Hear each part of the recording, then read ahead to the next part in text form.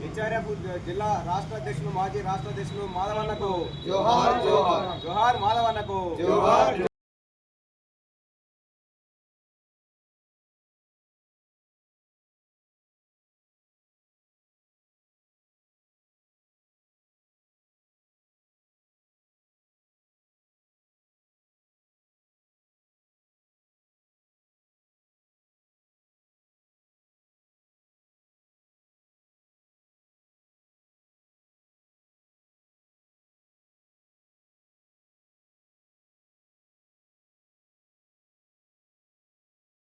ప్రముఖ న్యాయవాది వరిపాటి మాధవరావు గారు మరణించి అప్పుడే సంవత్సరం అయిపోతున్నటువంటి విషయాన్ని చాలా జీర్ణించుకోలేనటువంటి విషయంగా ఉన్నది.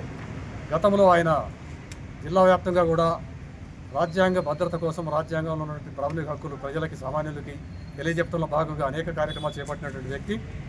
అదేవిధంగా సీనియర్ లాయర్గా ఉండి పేద ప్రజలు చట్టానికి దూరంగా ఉండి డబ్బులు చెల్లించుకోలేనటువంటి వాళ్ళకు కూడా కోర్టులో న్యాయ సహాయం పొందటానికి తగిన విధంగా కృషి చేసినటువంటి వ్యక్తి కోల్పోవటం జిల్లా ప్రజలకి పేద ప్రజలకి చాలా బాధాకరమైనటువంటి విషయం. ఆయన సంస్మరణ కార్యక్రమాన్ని చేపట్టడం, ఆ సందర్భంగా స్మారకోపన్యాసం చేయడానికి ముఖ్యులు వస్తున్నారు.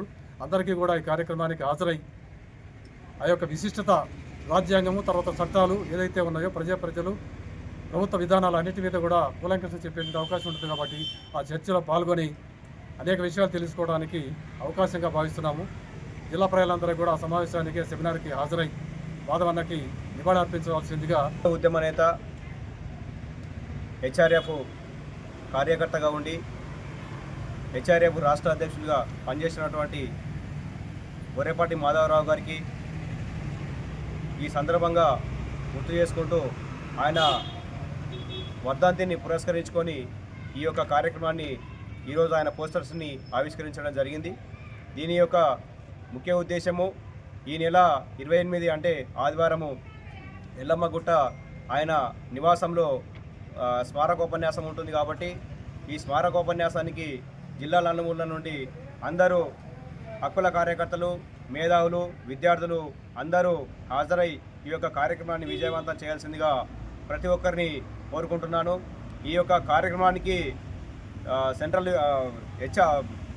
Srikrishnadevarao vice chancellor of nursery university, అదేవిధంగా జీవన్ రావు గారు, అదేవిధంగా జిల్లా బార్ అసోసియేషన్ ప్రెసిడెంటు సాయిరెడ్డి గారు, అదేవిధంగా జిల్లా సిపిఎం డెమోక్రసీ జిల్లా కార్యదర్శి ఆకుల పాపయ్య గారు, అదేవిధంగా జిల్లా అధ్యక్షులు జిల్లా కార్యదర్శి కూడా ఈ కార్యక్రమానికి హాజరవుతున్నారు. కాబట్టి గత 4 దశాబ్దాలుగా వరిపాటి మాధవరావు అనేక ఉద్యమాల నిర్వహించిన వ్యక్తి, అనేక ఉద్యమాల్లో పాలు పంచుకున్న వ్యక్తి, పీడిత ప్రజల కోసము, పీడిత విముక్తి కోసము పనిచేసినటువంటి హక్కుల కార్యకర్తగా ఉన్నటువంటి వరిపాటి మాధవరావు మన నుండి దూరమై 1 సంవత్సరము కావస్తుంది.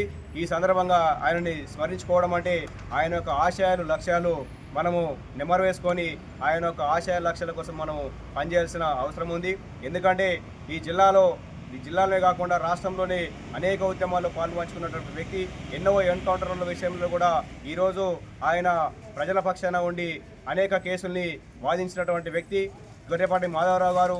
కాబట్టి ఈరోజు మనము ఆయనని దూరం చేసుకోవడం అంటే హక్కుల కార్యకర్తని మనము కోల్పోయిన వాళ్ళం అయినాం. కాబట్టి ఆయన యొక్క పేరుని మనము గుర్తుంచుకోవాల్సిన అవసరం ఉంది. ఈ సందర్భంగా నిజామాబాద్లో జరిగే 28 స్మారకోపన్యాసానికి మీరందరూ కూడా హాజరై ఈ కార్యక్రమాన్ని విజయవంతం చేయాల్సిందిగా కోరుతా ఉన్నాను.